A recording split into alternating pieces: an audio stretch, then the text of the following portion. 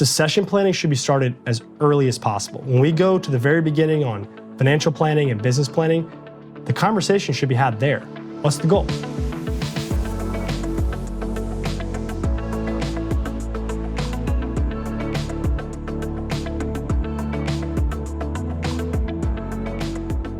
So now we get to, hopefully, the point in which you reach your grand finale, the fruits of your labor.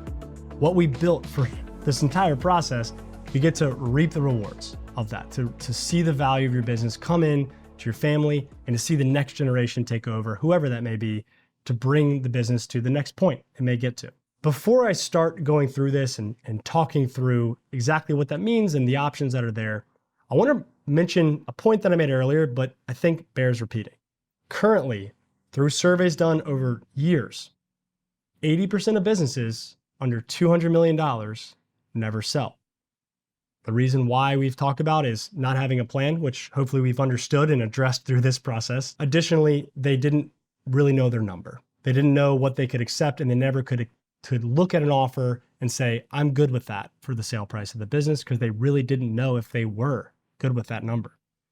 Another thing to consider here is when you go to sell a business, we had an example that we were using earlier describing how similar it can be to selling a house. You clean up your house, you get it fixed up, you put it on the market, and then the house sells and you get the equity back from it, and that's a great deal. But there's a really big difference in those two events. 100% of people need somewhere to live, right? So houses are bought up pretty quickly. Even in a low market, the house will sell at some point. There's a very small percentage of people who need or want to own a business.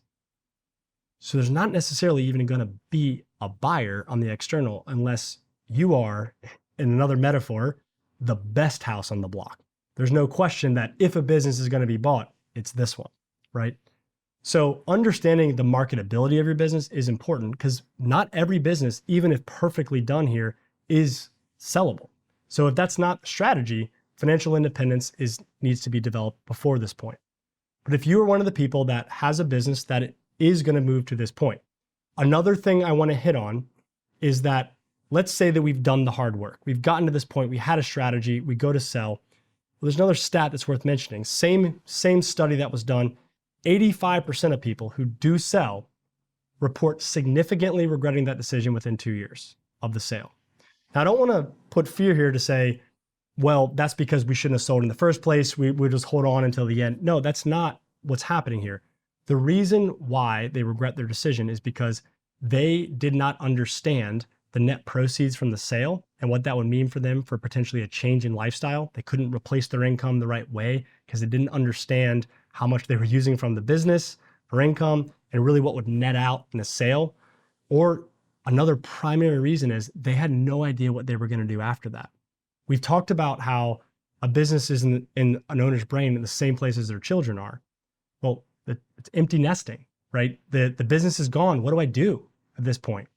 So what this really is saying is we need to have a strategy coming into it, understand how and why and exactly what method we're going to exit, so we're comfortable and confident in that and able to move into the next phase, which is already defined and set up for us. So I want to hit on a couple points just to understand about what business succession options look like, and then we'll get into the conversation with Mike White after this. So really the three options that exist are going to box into three main categories with some nuance in between, but it's a sale to employees or a group of employees. That's one bucket. You have a sale to family. It's a family transition plan, which can come with a lot of complexity. And that's something we'll have an example in the next session that we'll talk a little bit about. Then the third is going to be a sale to a third party. So what's important to know about these is that a sale to employees and a sale to family, generally speaking, is going to be the lower end of the value you'll receive. So to allow those to be an option, generally you're going to have a significant portion of the value you need for retirement to have been invested out of the company over the life cycle of the business, over your years of working. So the more work you do there, the more opportunity you have to do something like that, as first two. The third is generally the highest value you're going to receive, especially for a strategic or financial buyer coming into the table. Now, the other issue there is there's not always going to be a good strategic or financial buyer. In certain market cycles or different situations, there may be a great option. But if that's where you're going as the succession plan, you need to have flexibility of timing and value as well to really be able to make that work for you. The biggest takeaway is this: to the greatest extent possible, have a primary plan and goal, but don't put all your eggs in one basket. We're going to try to build plans and programs. You need to have them in place where you have the option to divert between different avenues so that when the time comes, you have a plan to exit that's going to yield back to your plan for what you wanted to have happen based on the contingencies you built out. And there's no real silver bullet here.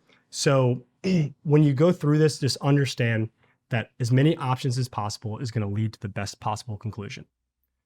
So in closing here, this is video 5 or series 5 of this conversation. This is not in order we do it at the end. So I want to refocus us that succession planning should be started as early as possible. When we go to the very beginning on financial planning and business planning, the conversation should be had there. What's the goal? It could be a skeleton, kind of I think I kind of want to do this, and that's fine, but let's start steering things towards that direction. As we move along, we'll get more clarity, continue through this process, identify key people, see if the family's interested, or go third party. But we have to keep a focus on that exit plan from as early as possible. Don't be the individual who comes in 6 months or a year, or maybe 2 before they want to exit, hoping to develop the entire strategy over that period of time. Now it can be done, and it's worked successfully sometimes, but if you want to up your odds and not be in those statistics we talked about earlier, start as early as you can. So we'll have this conversation with Mike now, talking about some of our experiences with clients going through this process, some of the ins and outs and pieces that we hope add some value to you guys as you're working through your own succession plans through your business. So as we talk a little bit about business succession, it's kind of been an underlying theme throughout most of these topics here. We've talked through business continuation, the valuation, key people, them being a part of that transition. And this whole time we've given some insights and thoughts around how that can occur. But when we're speaking specifically to business succession, is there anything additional that stands out to you that we need to really talk about or address? Well, I do think we've covered many aspects of value in a business and passing it on. But I'll say this about business succession. In so many situations when I run across them and talk to clients, potential clients, it's an afterthought. Even the documents they think are business succession oriented aren't. Even if they are, they're too old to be well written. They haven't been updated. And all I'll say is this: business succession needs to be purposeful. Okay, that's the first thing. Secondly, if you give me a 50-50 ownership in a company, I'll show you trouble. Okay, not all the time, many times. That's a stalemate. Okay, undo that stalemate. Figure out how. How does it pass on? Who does it pass on to? Then know, is it the family? Is it an employee? We talked about this earlier. Is it a key employee or employees? Is it the family members? Or is it a third party? And they matter so much because all of those things will determine how much you get for the business, how long it's going to take you to get your money back out of the business, and probably timing of selling it. So all I'll say about business succession is don't make it an afterthought. Don't be that person who thinks it's never going to become an issue for you, because it may very well be an issue tomorrow, whether that's a disability or whatever, it could be an issue tomorrow. Don't put it off is all I'd say about business succession. Address it. Right. And I know that in our conversations and ideally when we have clients we're working with far in advance of a succession, we want that time to really get things planned for, have an idea, get things in a place where business succession is possible from as early as possible, and we get to the even a more ideal succession through the process.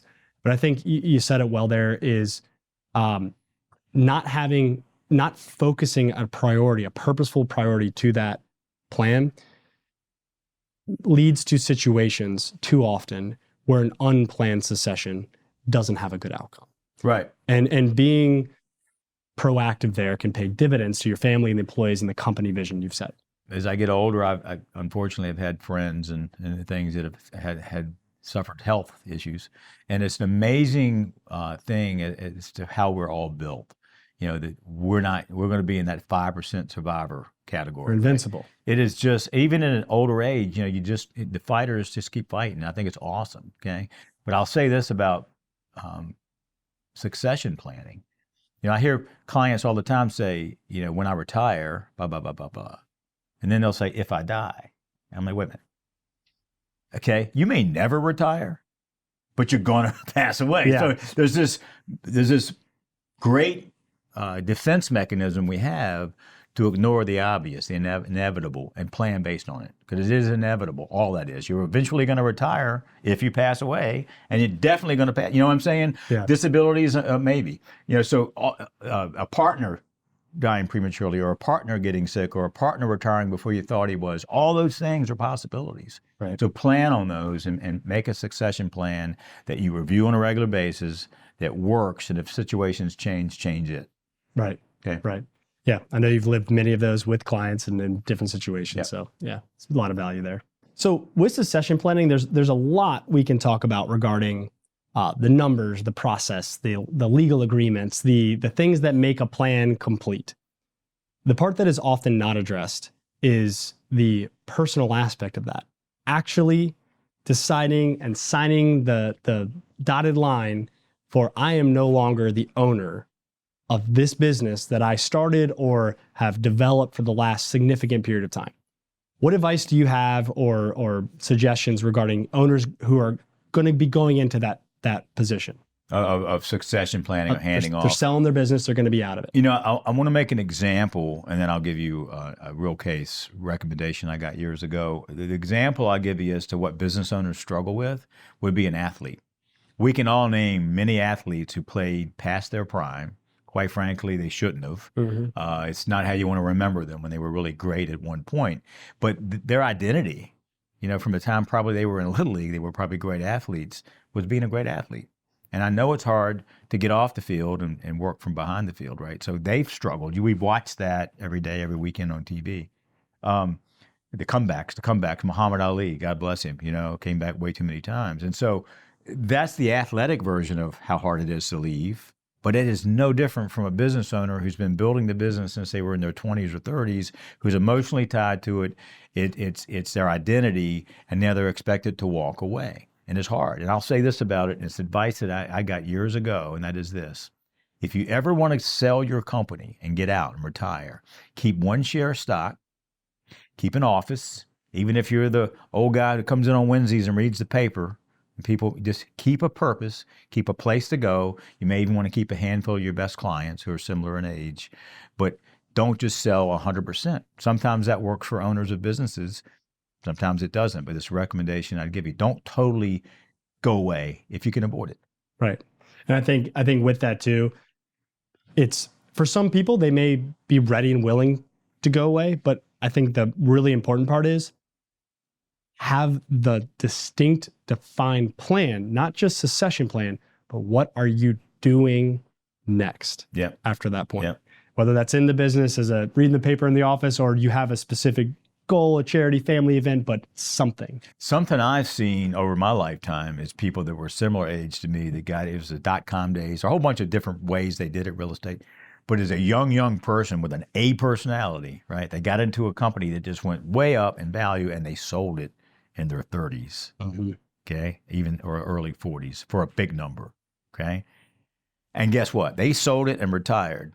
And then did it again? The personality type it takes to build a company from scratch to something you could really afford to retire on and sell it in your 30s or 40s, the person who's built like that is the very person who can't retire. And what they found out was that they ended up starting another company after the non-compete was over, just like the one they just started, going through the same stresses, because going to the country club and playing golf with 70-year-olds was not fun, right? So even for the young, successful people that could sell out at 40, be thoughtful as far as what you're going to do when you're done. To your point, what's your next plan?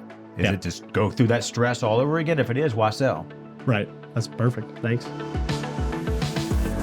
If you're looking for more educational content to expand on this a little further, we have a Business U workshop, which is a longer format workshop here over a 2-day period that allows you the opportunity to sit down with other business owners in the room, to ask specific questions to your needs, and to dig into these topics all the way through the nuts and bolts for everything that may be of concern to you or that you need to know specifically.